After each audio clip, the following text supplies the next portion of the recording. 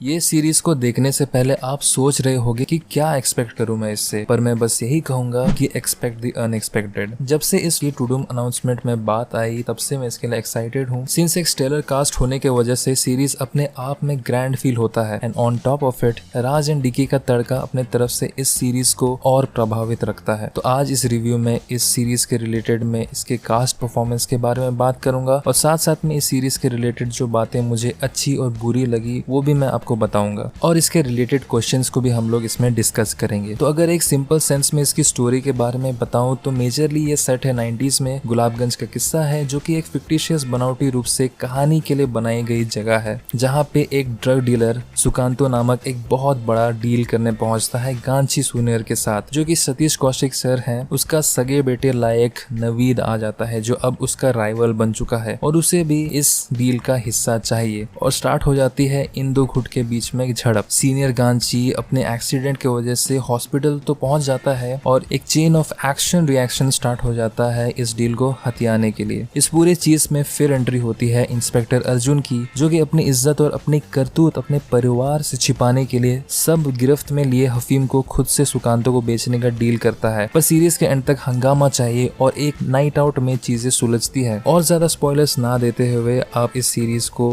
पूरा समझने के लिए और देखने के लिए आप इसे पता लगा सकते हो। ये पूरी सीरीज एक तरह से ड्रग के लिए और ड्रग के लिए नहीं भी करी गई थी, जिसके वजह से आप एट द एंड या तो इस सीरीज को देख के खुश होगे या फिर इसके प्लॉट को क्वेश्चन करोगे। जैसे सीरीज कह रही है हर एक इंसान में शैतान होता है, वैसे ही राज एंड डीके के कैरेक्टर्स के अपने डिफरेंट शेड्स और फ्लेवर के साथ अपने शैतान छिपे हैं। चाहे वो सीधा साधा शाय सा टीपू हो जो अपने लव स्टोरी चंद्रलेखा के साथ बयां नहीं कर पाता है, या फिर इंस्पेक्टर की वर्दी में अपने काली करतूत छिपाने वाला अर्जुन, या फिर अपने आप को अपने बाप के सामने प्रूव करने की कोशिश करने वाला छोटू गांची। ये सब की स्टोरीज एक धागे के रूप में जुड़ जाते हैं। जितने भी एक्टर्स थे, चाहे वो राजकुमार राव हो, आदर्श गौरव, गुलशन देविया या फिर Dulquer Salman, in every way around इनकी केमिस्ट्री बहुत ही ऑर्गेनिक वे में फनी और नेचुरल लगती है। सतीश कौशिक सर जो कि अब इस दुनिया में नहीं है, वो भी इस सीरीज में है और उनका बड़ा रोल तो नहीं है, पर अपने एप्ट कॉमिक टाइमिंग से सर ने अपने रोल से व्यूअर्स को हंसाया है। तीन दोस्तों की कहानी भी दिखती है और साथ में ब्रूडिंग लव केमिस्ट्री दोनों पार्ट्स में आपको देखने मिल जाएंगे between the adults and the teens, जो कि रोमांटिक सेंस में स्टोरी को गुड फील कराता है और एक डिफरेंट साइड देता है इस सीरीज को। तो ये थे कुछ अच्छे बातें इस सीरीज के रिलेटेड। और अगर इसके बुराइयों के बारे में मैं थोड़ा बात करूं तो सीरीज आपको शुरुआत से स्लो फील होगी, not only because of the duration, पर जो इसकी स्टोरी लाइन और कैरेक्टर्स को डेवलप और पकाने में टाइम लगते हैं वो ऑडियंस स्लगिश फील करा सकती है। Things start to get interesting not from Tipu and Atmaram bout, पर जब टीपू एक तरह से हाथ मिलाता है अर्जुन के साथ, वो भी सीरीज को एक तरह से इंटरेस्टिंग मोड के तरफ ले जाता है। पर ये भी है कि राइटर ने डॉट्स ज्वाइन करने की कोशिश की है, एक के स्टोरी लाइन को दूसरे के साथ ऐसा जोड़ा है कि सभी की स्टोरी एक लूप में एंड में अपने आप में ऐसी झुलस जाती है, बहुत ही कॉन्वोल्यूटेड लगती है और ऐसा लगता है कि ये जल्दी में किया हुआ काम है और एक डेस्परेट अटेम्प्ट लगता है कैरेक्टर को आउट ऑफ द वे करने का। जिस चीज से स्टोरी को वार्म अप किया जा रहा था वो चीज ना होने की वजह से आप अपने आप को क्वेश्चन कर सकते हो आखिर ये क्या नया रूट पकड़ लिया स्टोरी ने अपने कैरेक्टर्स के साथ। इस सीरीज में बखूबी बहुत डिफरेंट और एक्सपीरियंस स्टार कास्ट है, पर इसकी जो स्टोरी लाइन है वो आपको उतने मजेदार नहीं लग सकते। तो इस सीरीज के एंड होते ही कुछ क्वेश्चन सामने आए ऑडियंस के मन में, जिनको मैं डिस्कस करूंगा। क्या आत्माराम जिंदा है और उसका साथ लाइफ का कॉन्सेप्ट क्या है? तो एंड में टीपू के लास्ट बाउट के बाद ये लगा कि आत्माराम का दी एंड हो गया, पर उसके हाथ हिलते ही इतना क्लियर हो गया कि वो मरा तो नहीं है और वो फिर से जरूर आएगा अपना बदला लेने के लिए। सीरीज और टीपू के साथ किए बाउट्स के हिसाब से अब आत्माराम के पास 7 से बस 3 ही लाइफ्स बचे हैं, जिसमें से 3 खुद टीपू ने खाए हैं और एक आत्माराम का खुद का चाइल्डहुड इंसिडेंट था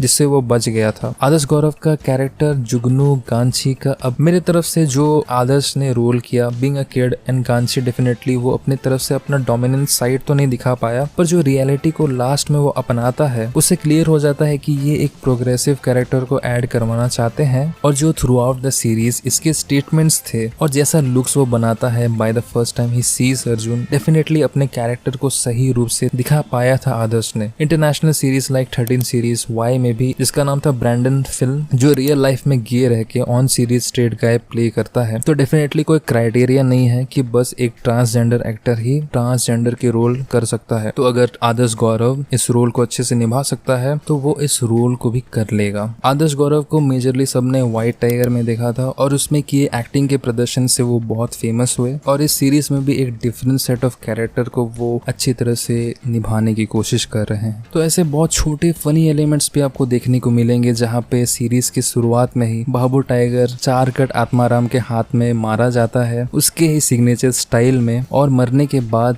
वो सिगरेट पीता है और उसके कटे हुए साइड से धुआं निकलता है, तो वो एक फनी सा एलिमेंट लगता है। और इवन जब 4 कट आत्माराम फोन बूथ पे 1 मिनट होने का इंतजार कर ताकि वो 1 मिनट होने से पहले फोन रख दे और उसे पैसा भी ना देना पड़े, तो ये सब छोटी छोटी चीज है जो कि इनके कैरेक्टर्स को अपने रूप में फनी बनाती है। और गुलशन देविया ने अपने फ्लेवर में हमेशा बहुत ही मस्त एक्टिंग की है। सिंस द डेज ऑफ शैतान या फिर मर्द को दर्द नहीं होता जिसमें उन्होंने डबल रोल किया था, और इस सीरीज में भी एक डिफरेंट सेट ऑफ कैरेक्टर के साथ वो लेके आए जिनका अपना एक सिग्नेचर स्टाइल है और वो उसे अच्छे तरीके से कैरी भी कर पा रहे हैं। तो आप कहो गाइज, आपको इस सीरीज को देख के कैसा लगा? आपके ओपिनियंस इस सीरीज को रिलेटेड जरूर बताना और कमेंट करना। तो मैं हूँ निखिल ऑनेस्टी और मैं लेके आता हूँ videos that you want to C.